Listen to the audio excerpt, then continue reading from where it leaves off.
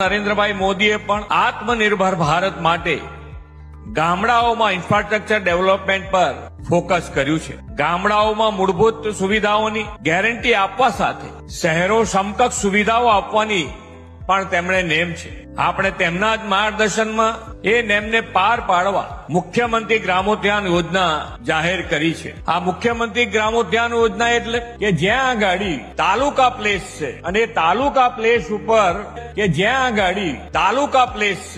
તાલુકા place ઉપર ગ્રામ પંચાયત અસ્તિત્વમાં છે પણ નગરપાલિકા નથી, તો એ નગરપાલિકાઓ તાલુકા પ્લેસ અને ગ્રામ પંચાયત આ બંનેને નગરપાલિકા જેટલી સુવિધા મળી રહે એ પ્રમાણેનું આયોજન ગુજરાત સરકાર દ્વારા કરીને આજે શરૂઆત કરાઈ છે। અને આ જ મોડેલ ઉપર જો આગળ વધવાનું થશે તો જેટલી ગ્રામ પંચાયતો જ્યાં નગરપાલિકા નથી અને 10,000 થી વધારે વસ્તી હશે તો આ જ પેટર્ન ઉપર એની અંદર પણ સુવિધાઓ માટે આપણે આગળ વધીશું।